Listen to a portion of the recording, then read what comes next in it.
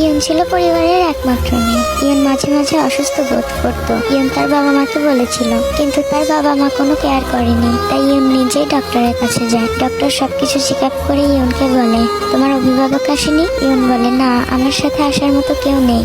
আপনি যা বলবেন আমাকেই বলুন। ডক্টর বলে, অ্যাকচুয়ালি তোমার ব্লাড ক্যান্সার ধরা পড়েছে। চিকিৎসা করলে হয়তো ভালো হয়ে যেতে পারে, কিন্তু খরচ হবে ব্যয়বহুল। ইয়ন চলে আসে আর তারপর তার ফ্যামিলিকে জানায় না।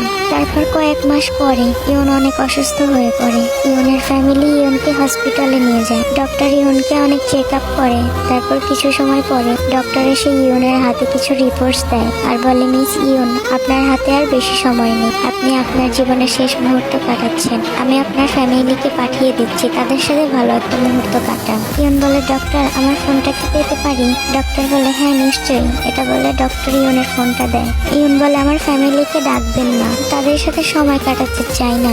আমি ভালো থাকতে তারা কখনো কেয়ার করেনি। সবসময় তারা কেয়ারলেস ছিল, সবসময় অবহেলা করেছে। আমি না থাকলে তাদের কিছু এসে যায় না। ডক্টর ইয়নের এরকম অবস্থা দেখে কান্না করে দেয় আর মুচকি হাসি দিয়ে চোখ মুছতে মুছতে বেরিয়ে আসে। তারপর ইয়ন তার ফোনটা নিয়ে তার 7 রাজার ছবি বের করে আর কান্না করে। ইয়নের চোখগুলো 7 রাজাকে দেখার আকুলতা নিয়েই নিভে যাবে। ইয়ন তারপর তার সৃষ্টিকর্তার কাছে ক্ষমা চায় আর ফোনটা তার বুকের উপর রাখে। ইয়ন চোখ বন্ধ করে তার মায়ের সাথে কাটানো কিছু মুহূর্ত কল্পনা করে আর ইয়নের চোখের কোণে পানি। তারপর ইয়ন মারা যায়। তারপর ইয়নের মা এসে কাঁদতে থাকে আর ডক্টর মনে মনে বলে, আসলেই আমরা কেউ থাকতে মূল্য দিতে পারি না।